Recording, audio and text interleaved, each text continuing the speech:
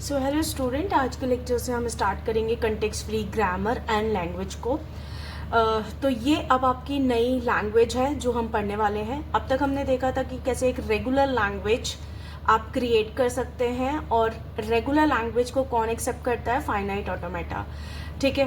आपने ये भी देखा कि क्या ड्रॉबैक्स थे आपकी रेगुलर लैंग्वेज के, कौन कौन सी लैंग्वेज आपकी रेगुलर नहीं हो पाई। तो इनको ओवरकम करने के लिए आपका यूज़ होता है कंटेक्स्ट फ्री लैंग्वेज, जो पावरफुल है अगर हम कंपेयर करें रेगुलर लैंग्वेज से। ठीक है। तो सबसे पहले हम बात करते हैं कि यहाँ पर आप देखेंगे जो टर्म यूज़ हुई है वो है आपकी ग्रामर। ठीक है। तो बेसिकली ग्रामर क्या है?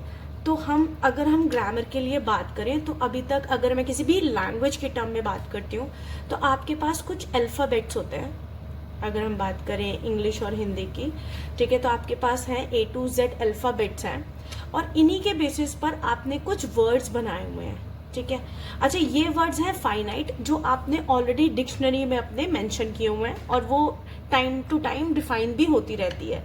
अब इन वर्ड को जो ऑलरेडी प्री डिफाइंड है, जो वर्ड्स आपके बने हुए हैं, अगर हम उनको सेंटेंस में लेके आते हैं, तो अगर आपको बनाना है सेंटेंस, तो उसके लिए यहाँ पर आती है ग्रामर। ठीक है। क्योंकि अगर कुछ रूल्स होंगे उस पर्टिकुलर लैंग्वेज के, वही हमारी चीज़ है ग्रामर। तो बेसिकली हम ग्रामर को क्या बोल सकते हैं? Grammar is nothing but a set of rules to define valid sentences in any language. तो हम क्या, जैसे भी सेंटेंस बनाएंगे उन वर्ड को यूज़ करके, तो हम यहाँ पर यूज़ करेंगे अपने ग्रामर को। ठीक है।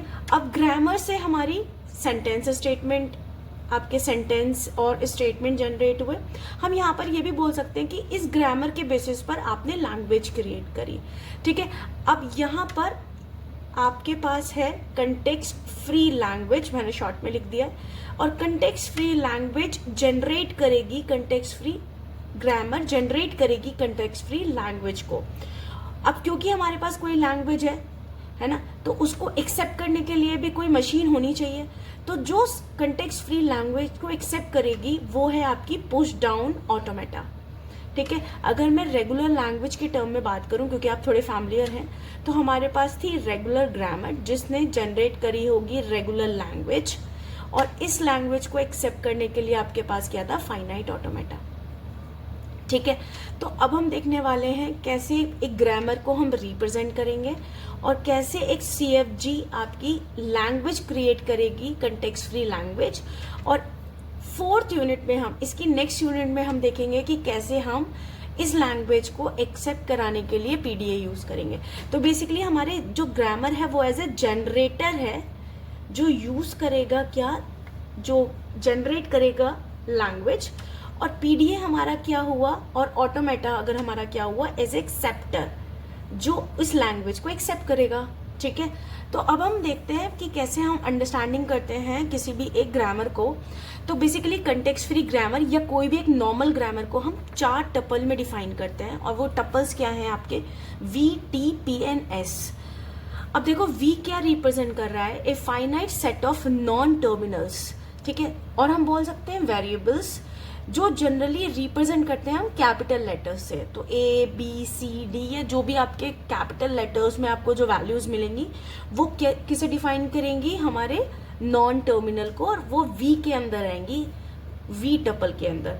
ठीक है। अब हम बात करते हैं T को। T, तो T क्या है? एक finite, again finite set of terminals. यहाँ पर आपको मिलेंगे टर्मिनल्स। बेसिकली जो स्टेटमेंट आप रिप्लेस करेंगे वो आप टर्मिनल से रिप्लेस करेंगे, और वो टर्मिनल्स क्या हो सकते हैं? स्मॉल लेटर्स आपके, स्मॉल A, B, इसके अलावा आपके plus, minus, negation sign, C, इस तरह की वैल्यूज भी आपकी टर्मिनल्स में आएंगी। तो हम आगे देखेंगे कि कैसे हम टर्मिनल्स यूज कर सकते हैं, और कैसे कैसे हम ग्रामर से लैंग्वेज और लैंग्वेज से ग्रामर भी इंट्रोड्यूस करेंगे।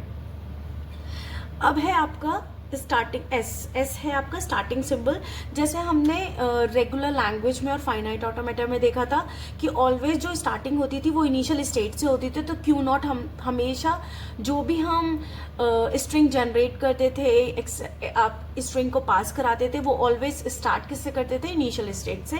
तो अब यहाँ पर स्टार्टिंग सिंबल क्या है, कैपिटल एस। और ध्यान रखिएगा ये आपका नॉन टर्मिनल है, तो ऑफकोर्स आपके जो वी वाले सेट में जाएगा। जैसे कैपिटल क्यू में आपकी इनिशियल स्टेट जाती थी, सिमिलरली वी सेट में जो आपका नॉन टर्मिनल का सेट है उसमें आपके स्टार्टिंग सिंबल जाएगा।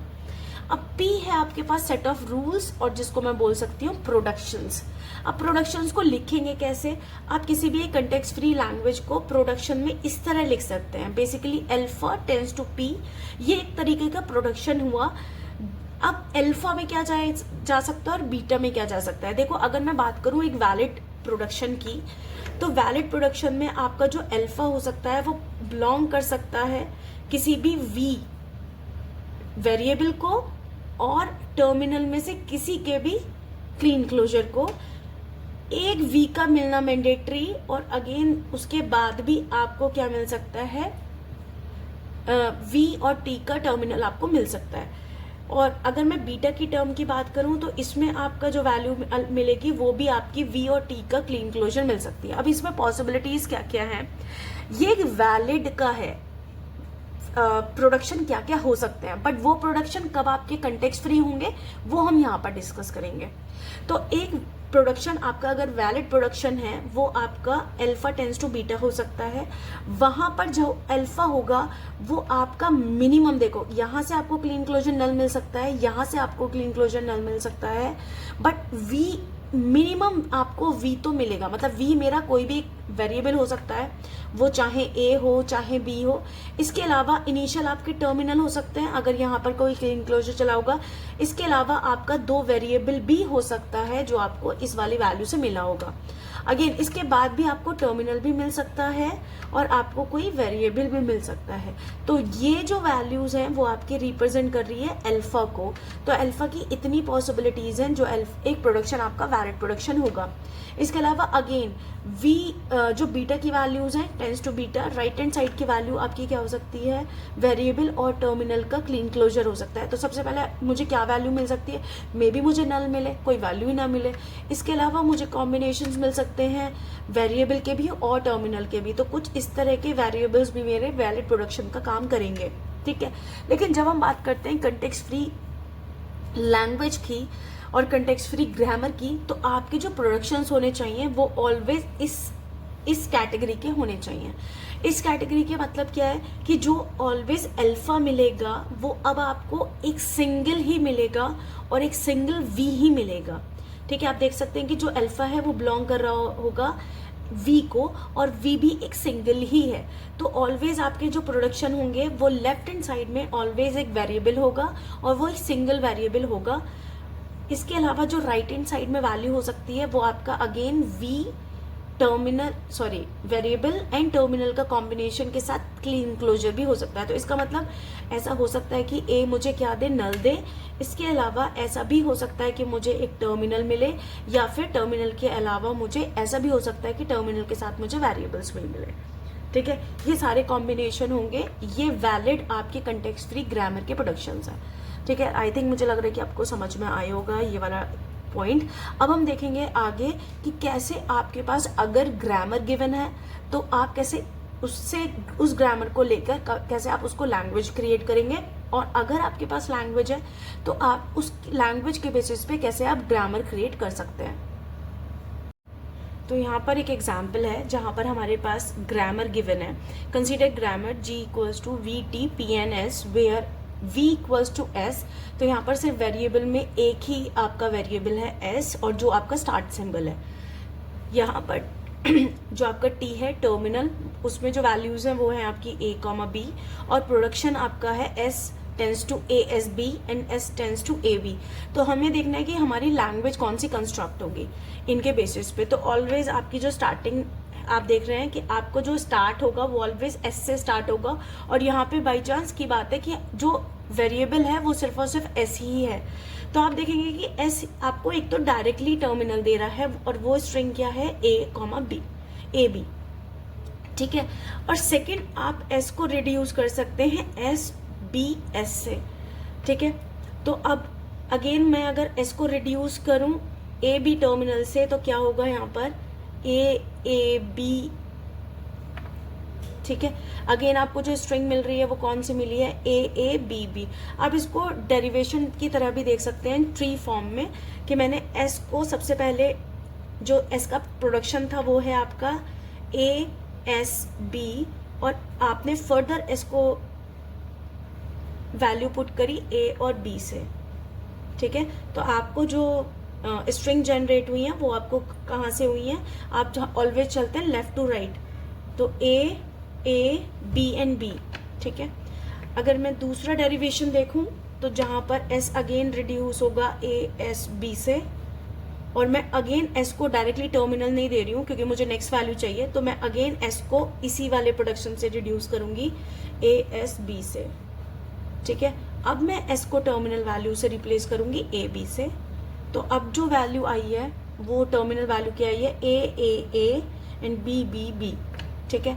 तो आप इस लैंग्वेज से फैमिलियर हैं, यहाँ पर equal number of A equal number of B चल रहे हैं, तो लैंग्वेज जो जनरेट होगी इस ग्रामर की, अगर आपके पास जी ग्रामर है तो जो लैंग्वेज जनरेट होगी वो होगी आपकी A to the power N B to the power N, where N greater than equals to 1, क्योंकि जो मिनिमम 1 ए बी आपको मिला था, एक ए बी, तो यहाँ पर एन की वैल्यू क्या होगी, 1 मिनिमम होगी, और उसके अलावा आपकी मैक्सिमम आपकी इन्फिनिटी हो सकती है।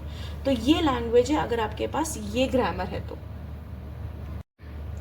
तो यहाँ पर जो क्वेश्चन है वहां पर आपको लैंग्वेज गिवन है और आपको कंस्ट्रक्ट करना है सी एफ ग्रामर, ठीक है। तो सी एफ जी आपको कंस्ट्रक्ट करना है for the language L equals to W C W R. तो सबसे पहले इस लैंग्वेज को एनालाइज करते हैं। आपकी जो लैंग्वेज है वो है आपकी W C W R, where W belongs to A B का क्लीन क्लोजर, ठीक है। तो बेसिकली सी जो यहाँ पर है वो टर्मिनल है, तो ये बता रहा है कि अगर आपकी जो भी डब्ल्यू रही होगी, अब डब्ल्यू का जो कॉम्बिनेशन है वो कुछ इस तरह से हो सकता है, मे बी आपको नल मिले क्योंकि क्लीन क्लोजर है, तो जो मिनिमम डब्ल्यू की वैल्यूज जाएंगी वो क्या जा सकती है, नल, क्लीन क्लोजर के बेसिस पर।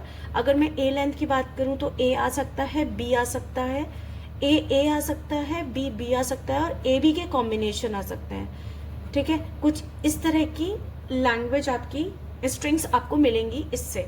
तो अगर हमारे पास डब्ल्यू है फॉर एग्जाम्पल ए बी, ठीक है, मैंने कॉम्बिनेशन उठा लिया, तो अगर मेरा डब्ल्यू है ए बी, सी आपका एक पॉइंट है जो ये बता रहा है कि इस पॉइंट के जो बाद वैल्यूज आएंगी वो डब्ल्यू का रिवर्स होगा, ठीक है। अगर मेरे पास डब्ल्यू है ए बी तो इसका डब्ल्यू रिवर्स क्या होगा, डब्ल्यू आर बी ए, ठीक है। तो सी के बाद आपको मिलेगा बी ए,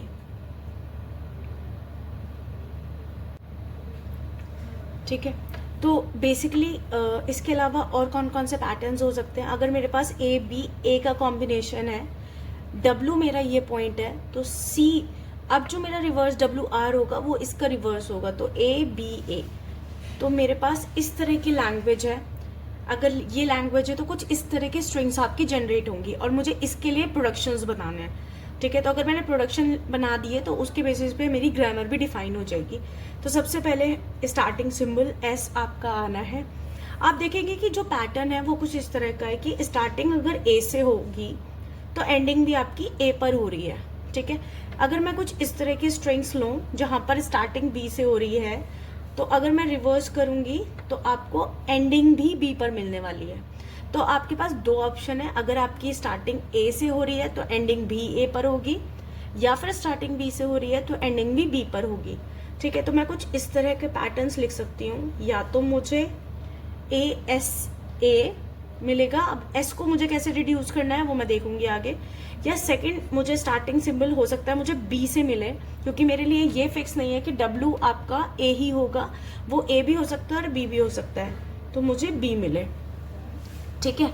अब वो केसेस मेरे जहां पर एस को मैं रिड्यूस कर सकती हूँ, क्योंकि यहाँ पर मेरे पास एक तो टर्मिनल है डायरेक्टली, जहां पर मैं एस को लिख सकती हूँ कि मैं एस से रिप्लेस करूंगी, क्योंकि मेरे पास वो भी स्ट्रिंग्स हैं जैसे ए सी ए, ये मेरी अगर रिवर्स होगी तो मुझे एस क्या दे देगा, अगर मैं इसके लिए डेरिवेशन ट्री बनाती हूँ तो क्या आएगा, अगर मेरे को पता है कि ए एस ए, ठीक है, मुझे स्टार्टिंग में ए चाहिए तो मुझे प्रोडक्शन मैंने ये वाला उठाया और मैंने फिर जो एस को रिप्लेस कर दिया सी से, तो अब जो लैंग्वेज जनरेट हो रही है वो ए सी ए हो रही है।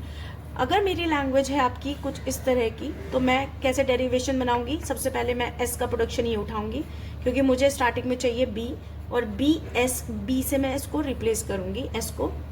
अब क्योंकि मुझे एस बी के बाद ए चाहिए तो मैं एस का ए वाला प्रोडक्शन रिड्यूस करने वाली हूँ, तो आप देखेंगे कि ए एस ए, ठीक है। अब मुझे क्या चाहिए बी ए हो गया और ए के बाद अगेन ए आना है, तो मैं एस को फिर से कौन से प्रोडक्शन से रिड्यूस करूंगी, फर्स्ट वाले से, ठीक है। तो ए एस ए, ठीक है।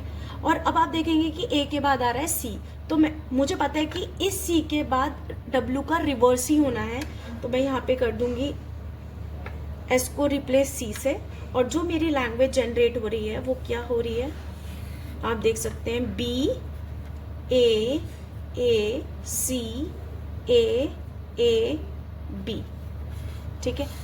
तो आप देखेंगे कि सिर्फ इन तीन प्रोडक्शन से आप ये लैंग्वेज, सारी लैंग्वेज जो भी इस लैंग्वेज से स्ट्रिंग जनरेट हो रही है वो सारी की सारी आप कवर कर पाएंगे। एक और तरीका है, इसको आप इस तरह ना लिख के, इन प्रोडक्शन को अगर एक ही वेरिएबल आपको ये तीनों प्रोडक्शन दे रहा है तो आप कुछ इस तरह भी लिख सकते हैं, ठीक है। ये भी एक वैलिड प्रोडक्शन है। तो आई थिंक आपको ये लेक्चर समझ में आया है। Thank you.